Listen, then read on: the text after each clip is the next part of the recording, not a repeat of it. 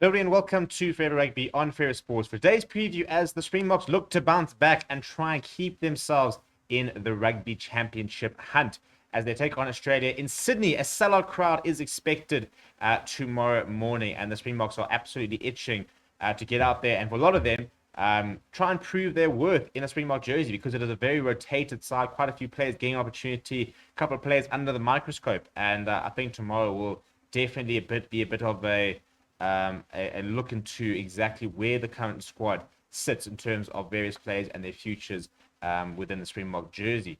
And for Australia, very much more of the same, really, after a pretty comprehensive victory against the Springboks last weekend.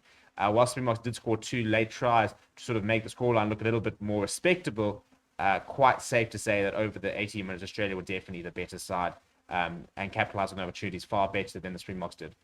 Before we look at the two sides, please do smash a like on the video and subscribe to the channel as well. In terms of the two teams, this is how Australia will line up. As I said, it's very much more of the same for Dave Rennie and his men, and he has named an unchanged 15.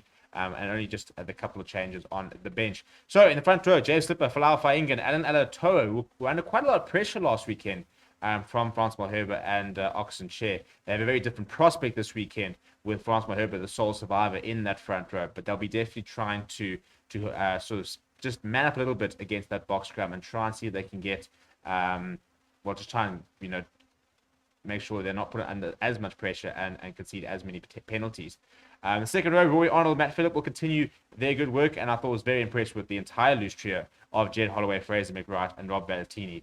Michael Hooper still missed from the squad from a leadership and a playing point of view, but my word, has Fraser McWright not just come in and really made a big claim for that number 7. And I think that whilst obviously Michael Hooper still walks to the side, to have a player like Fraser McWright who's going to really push him and be available it's world class. He really does look like the full package, the real deal.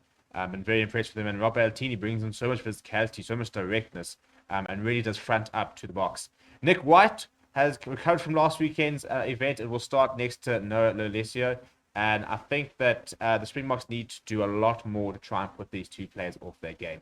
When these two are playing with confidence, they're playing with a lot of time, they can dictate things and they can really get both hands on the game, really take the sort of take grip of things and start to put teams to the sword a little bit. And I think Alessio, who's a very incredibly talented player, needs to put under pressure from the Springboks because he is a player he starts to make a couple of mistakes, can be susceptible to more mistakes. And I think that the Springboks didn't do enough to really put him under pressure last week.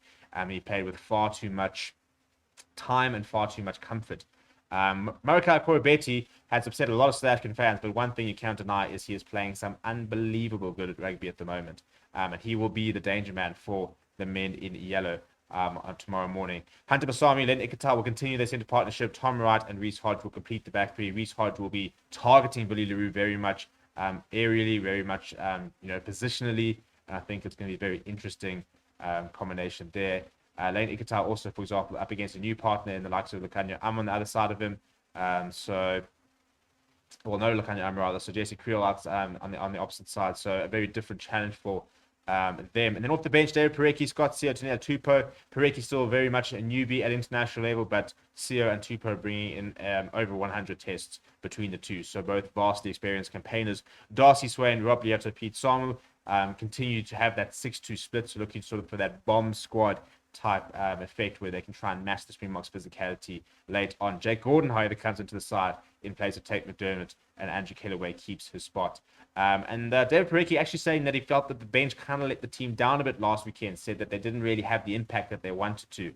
And he said basically, luckily, thankfully for them, that the starting 15 did enough to put them well ahead because they did concede tries towards the end. So very much looking for an improved impact from the bench. In terms of the Springboks case, you haven't seen it. This is how they do line up. So many changes, 8 changes to the starting 15. It's a new front row. It's a new loose trio. It's a new halfback combination. It's a new centre pairing. It's a new back three. The only combination which has stayed the same is Evan Etzebeth and Luat Diaga in the middle of that scrum. But up front, Stephen Kitsoff, Malcolm Marks will get a rare start as they start next to Frans Malherbe.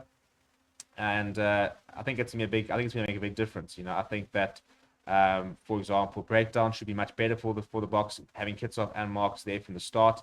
Malcolm Marx needs to put in a pretty big shift because Deon Fourie is the reserve hooker and he hasn't played in that position in about 2 or 3 seasons. You then got Sia Khaleesi, Jasper Wiese, Franco Mostert as your loose trio. So Mostert and Wiese coming in to the side. Wiese wasn't even on the bench last week as they sort of looked to manage game plan and game time. And I think Franco Mostert very much been brought in to do a lot of the breakdown work, to get around the park, to make tackles, to make clean outs, and to make sure that Australia have far less success at the breakdown, whilst enabling the likes of Stephen Kitsoff and Malcolm Marx into positions to try and grapple for that ball. And Jasper Wiese brings a lot of physicality and a lot of good ball carrying ability. And it's a very interesting halfback combination with Jaden Hendrickson partnering Damian Willemse, who will wear the number 10 in the Springbok jersey for the first time in his career. The last time he did play fly half was actually the season before this last one. So hasn't donned the number 10 in 2022 just yet, and hasn't played there in about 14 to 15 months. So very much a change of scenery for Willemse, but he is playing with incredible amount of confidence. So if there's ever a time where this might work, it probably is now for him.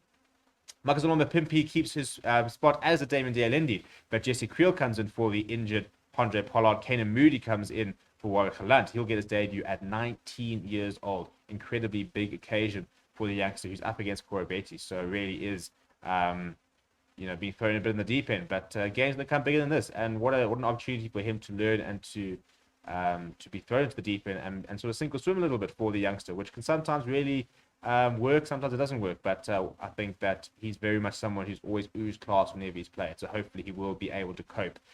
Billy LaRue, somebody who still is quite divisive within fans, does get started at 15. I personally think that we've seen a lot of positivity with ball in hand with Billy LaRue playing.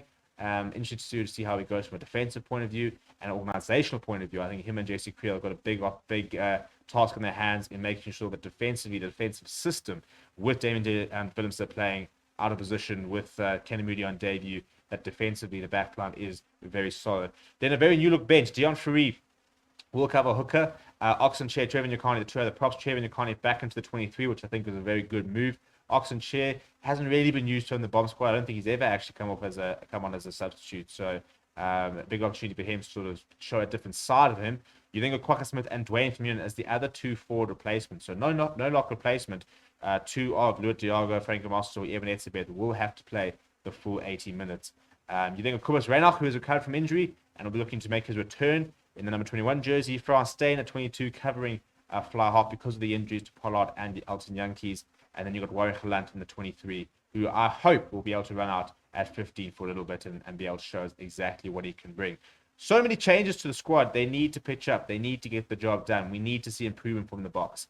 Let me know if you think we will see improvement down in the comments below. Please do smash a like on the video and subscribe to the channel as well. My name is Steven. Thank you very much for watching. I'll chat to you soon.